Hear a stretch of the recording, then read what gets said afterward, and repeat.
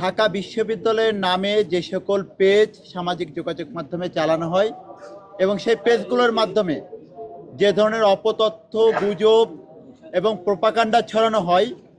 এগুলোর বিষয়ে আমরা ঢাকা বিশ্ববিদ্যালয় প্রশাসনকে অবগত করেছিলাম এবং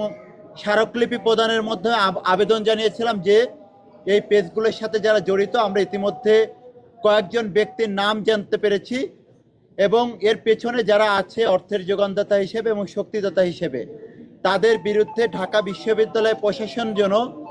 অতি দ্রুত সময়ের মধ্যে, আমরা 48 ঘন্টা সময়সীমা দিয়েছিলাম। প্রোপাগান্ডা, অপতথ্যের যে রাজনীতি শুরু হয়েছিল, সেই রাজনীতির কারণে দিনে দিনে ঢাকা বিশ্ববিদ্যালয়ের পরিস্থিতি অত্যন্ত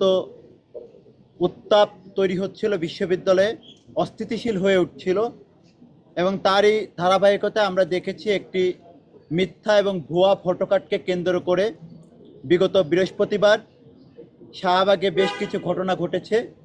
তারই প্রেক্ষিতে আমরা মনে করেছি এই সব ঘটনার পিছনে যে বিষয়গুলা বিরুদ্ধে খুব দ্রুত সময়ের মধ্যে পদক্ষেপ গ্রহণ করা দরকার, একটি নিরাপদ এবং স্থিতিশীল শিক্ষাঙ্গনের জন্য, সেই বিষয়গুলো আমলে নিয়েই বাংলাদেশ জাতীয়তাবাদী ছাত্রদল ঢাকা বিশ্ববিদ্যালয়ের নামে যে সকল পেজ সামাজিক যোগাযোগ মাধ্যমে চালানো হয় এবং সেই পেজগুলোর মাধ্যমে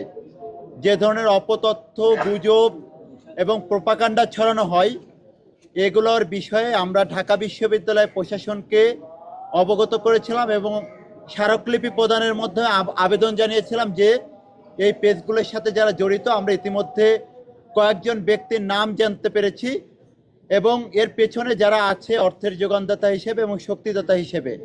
তাদের বিরুদ্ধে ঢাকা বিশ্ববিদ্যালয় প্রশাসন যেন অতি দ্রুত সময়ের মধ্যে, আমরা 48 ঘন্টা সময়সীমা দিয়েছিলাম, এই সময়ের মধ্যে তদন্ত সাপেক্ষে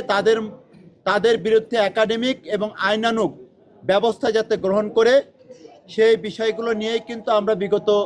2 দিন আগে ভিসি মহোদয়কে একটি স্মারকলিপি প্রদান করেছিলাম। গতকালকে সেই 48 ঘন্টা শেষ হয়েছে। সেটির বিষয়ে সেই তদন্তের অগ্রগতি সম্পর্কে জানার জন্য আজকে আমরা আমাদের সম্মানিত ভিসি মহোদয়ের সাথে আবার পুনরায় সেই তদন্তের অগ্রগতি সম্পর্কে জানতে এসেছিলাম। তো আমরা ইতিমধ্যে আমাদের ঢাকা বিশ্ববিদ্যালয়ের সর্বোচ্চ প্রশাসন, তাদের সাথে আমরা কথা বলেছি। তারা আমাদেরকে আশ্বস্ত করেছেন যে তদন্ত চলমান রয়েছে এবং আমরা যে অভিযোগগুলো দিয়েছি সেই অভিযোগগুলোর বিরুদ্ধে এবং বিশ্ববিদ্যালয় প্রশাসনের পক্ষ থেকে সেগুলোর বিরুদ্ধে তারা যথাযথ ব্যবস্থা গ্রহণের জন্য একটি তদন্ত কমিটি চলমান রয়েছে। আমরা বিশ্ববিদ্যালয় প্রশাসনের প্রতি এ বিষয়ে আস্থাশীল হতে চাই এবং এ বিষয়ে আরও আমাদের মাঝে কথা বলবেন আমাদের বাংলাদেশ জাতীয়তাবাদী ছাত্রদল ঢাকা বিশ্ববিদ্যালয়ের সংগ্রামী সভাপতি